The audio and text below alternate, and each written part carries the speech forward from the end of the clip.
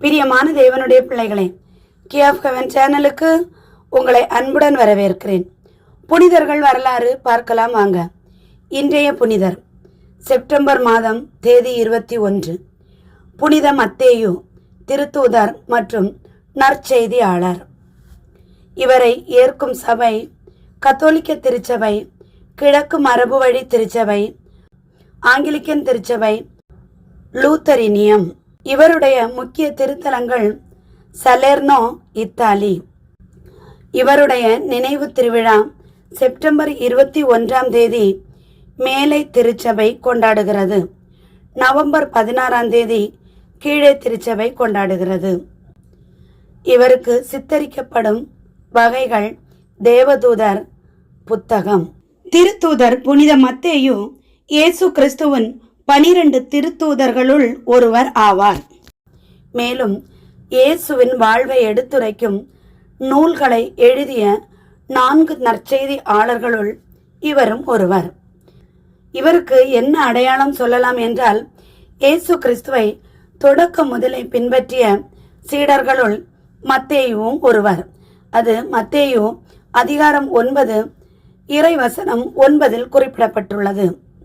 கப்பர்நாகூமில் வரி வசூலிப்பவராக பணியாற்றிய மத்தேயுவை இயேசு அழைத்து அவரோடு விருந்துண்டு தனது 12 சீடர்களுள் ஒருவராக மாற்றினார். இது மத்தேயு 10ஆம் அதிகாரம் இறை வார்த்தை 3 குறிப்பிடப்பட்டுள்ளது. மற்றும் மார்க்கு அதிகாரம் 3 இறை வார்த்தை 18, லூக்கா அதிகாரம் 6 இறை வார்த்தை 15 ஆகிய நற்செய்திகளும் திருத்தூதர் பணிகள் அதிகாரம் 1 இறை வார்த்தை 13 நூலும் மத்தேயுவை திருத்தூதர்களில் ஒருவராக அடையாளம் காட்டுகின்றன. மார்க்கு அதிகாரம் 2 இறை வார்த்தை 14 மற்றும் லூக்கா அதிகாரம் 5 இறை வார்த்தை 27 ஆகிய நற்செய்திகளில் இவர் அல்பேயுவின் மகன் லேவி என்ற பெயரிலும் அழைக்கப்படுகிறார். புனிதர் மத்தேயு இயேசுவிடம் சீடராக வருவதற்கு முன்னே இவர் ஏரோது அந்திப்பாசுவுக்காக யூத மக்களிடமிருந்து வரி வசூலிக்கும் வேலையை செய்துட்டு இருந்திருக்காங்க. புதிய ஏற்பாட்டின்படி இயேசுவின் உயிர்ப்புக்கும் விண்ணேற்றத்திற்கும் மத்தேயுவும் ஒரு சாட்சியாக இருக்கிறார்.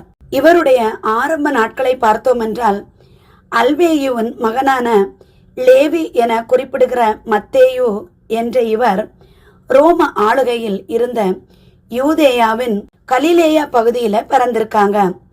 ரோமையரின் ஆளுகையின் கீழே யூதேயா குறுநில மன்னன் ஏரோது அந்திப்பாசுக்காக கப்பர்நாகும் சுங்கசாவடியில உட்கார்ந்து வரி வசூலிப்பவராக வேலை பார்த்து வந்தாராம் இந்த மத்தேயு. வரி வசூலிக்கும் வேலையை செய்ததால் யூத மக்கள் இவரை வெறுத்து ஒதுக்கினார்களாம். கிரேக்கம் மற்றும் அரமேய மொழிகளில் மத்தேயு மிகவும் தேர்ச்சி பெற்று இருந்தாராம். இந்த சூழ்நிலையில்தான் இயேசு தமது 12 திருத்தூதர்களில் ஒருவராக இருக்க மத்தேயுவை வந்து அழைச்சிருக்காங்க. அந்த அழைப்பை உடனே மத்தேயு ஏற்றுக்கொண்டு இயேசுவை தன் வீட்டுக்கு கூப்பிட்டு விருந்து வச்சிருக்காங்க. இயேசு பாவிகளோடும் வரி தண்டுபவர்களோடும், அதாவது வரி வசூலிப்பவர்களோடும் உட்கார்ந்து ஒரே இடத்துல சாப்பிடுவதை பார்த்த பரிசேயரை சார்ந்த மறைநூல் அறிஞர்கள் இயேசுவின் சீடர்களை அழைத்து, இவர் வரி தண்டுபவர்களோடும் பாவிகளோடும் உட்கார்ந்து எதுக்கு சாப்பிடுறாரு அப்படின்னு கேட்டாங்க. இயேசு அதை கேட்டுட்டு நின்னுட்டு அவங்கள பார்த்து சொன்னாங்க, நோயற்றவர்களுக்கு அல்ல, நோய் உற்றவர்களுக்கே மருத்துவர் தேவை.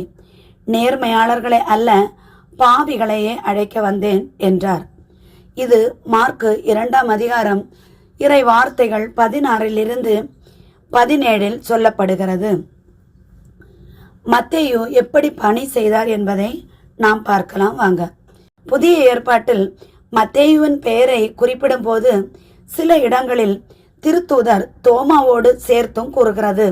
இயேசுவின் இறையரசு பணிக்கு துணை நின்ற திருத்தூதர்களுள் ஒருவராகவும் அவரது உயிர்ப்புக்கும் விண்ணேற்றத்திற்கும் ஒரு சாட்சியாகவும் புதிய ஏற்பாடு மத்தேயுவை சுட்டிக்காட்டுகிறது. இயேசுவின் விண்ணேற்றத்திற்கு பிறகு திருத்தூதர்கள் அனைவரும் மேல்மாடி அறையில தங்கியிருந்து ஜெபித்தாங்க.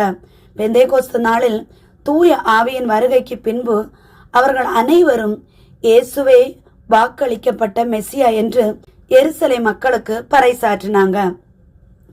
சுமார் 15 ஆண்டுகள் மத்தேயு யூதர்களுக்கு நற்செய்தி பணியாற்றி இருக்கதாக நம்பப்படுகிறது. பின்பு அவர் எத்தியோப்பியா, மாசிதோனியா, பெர்சியா, பார்த்தியா போன்ற பகுதிகளுக்கு சென்று அங்கு வாழ்ந்த மக்களுக்கு இயேசுவை பற்றி நற்செய்தியை சொல்லிட்டு இருந்திருக்காங்க. கத்தோலிக்க திருச்சபை, கிழக்கு மரபு வழி திருச்சபை ஆகியவை மத்தேயு இரத்தம் சிந்தி மறைசாட்சியாக இறந்ததாக பாரம்பரியமாக நம்பிக்கை கொண்டிருக்காங்க. கிரேக்க மொழி பேசும் யூதர்கள் நிறைந்த அந்தியோக்கியா போன்ற நகர்களிலும் யூத கிறிஸ்தவர்களும் பிற இனத்து கிறிஸ்தவர்களும் திருச்சபையில் உறுப்பினர்களாக இருந்திருக்காங்க. இவர்களுக்குள் சில சிக்கல்கள் இருந்திருக்கிறது. இது தவிர யூத கிறிஸ்தவர்கள் பலர் மற்ற யூதர்களால் துன்புறுத்தப்பட்ட நிலையில் மன தளர்ச்சி அடைந்து இருந்திருக்காங்க. இயேசுதான் உண்மையான மெசியாவா என்ற ஐயப்பாடு அவர்கள் உள்ளத்தில் எழுந்திருக்கிறது. இந்த சிக்கல்களுக்கு தீர்வு காண மத்தேயு நற்செய்தி நூல் எழுதப்பட்டிருப்பதாக தெரிகிறது. யூதர்கள் எதிர்பார்த்திருந்த மெசியா இயேசுதாம் என யூத கிறிஸ்தவர்களுக்கு அழுத்தமாக இந்நூல் கூறுகிறது. அவர் இறைமகன் என்பது வலியுறுத்தப்படுகிறது. அவருடைய வருகையில் இறையாட்சி இலங்குகிறது என்னும் கருத்தும் சுட்டிக்காட்டப்படுகிறது. யூத கிறிஸ்தவர்கள் மற்றும் பிற இனத்தவரையும் சீடராக்கும் பணியை செய்ய இந்நூல் அறைகூவல் விடுக்கிறது. பிற இனத்தார் திருச்சட்டம் பெறாதவர்கள் இப்போது அவர்கள் கிறிஸ்தவர்களாக மாறிடினும் திருச்சட்டத்தின் உயர்வு பற்றி அவர்களுக்கு சொல்லப்படுகிறது.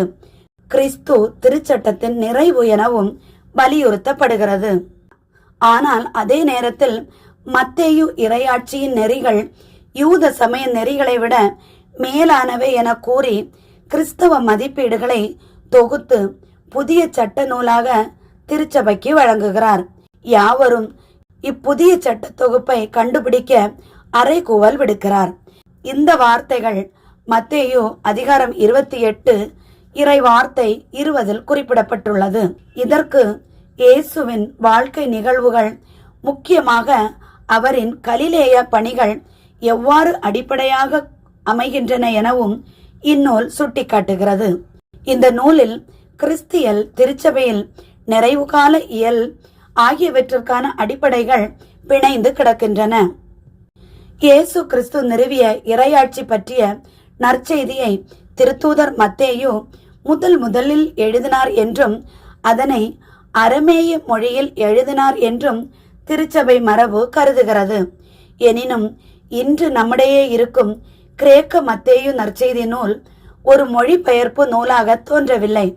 இயேசுவை பின்பற்றிய ஒரு திருத்தூதர் தாமே நேரில் கண்ட கேட்ட நிகழ்ச்சிகளை நூலாக வடித்திருக்கிறார் என்பதை விட அவரது வழி மரபில் வந்த சீடரோ குழுவினரோ இதனை தொகுத்து எழுதியிருக்க வேண்டும் என சொல்வதே மிகவும் சிறப்பு ஆகும். எருசலேம் கோவிலின் அழிவுக்கு பின்னர் யூத சங்கங்கள் கிறிஸ்தவர்களை துன்புறுத்திய ஒரு காலகட்டத்தில் இந்நூல் எழுதப்பட்டிருக்க வேண்டும் எனவும் கூறப்படுகிறது.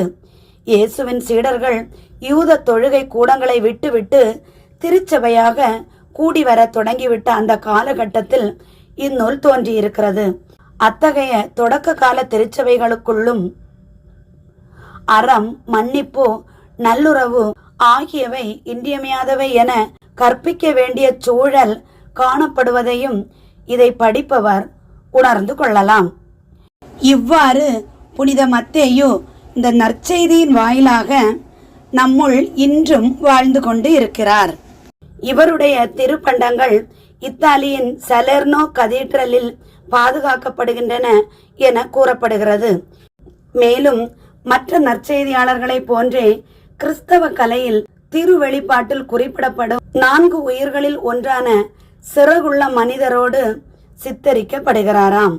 மேலும் புனித மத்தேயுவின் மரணத்தை பற்றி குறிப்பிடும் போது இவ்வாறு கூறப்பட்டுள்ளது.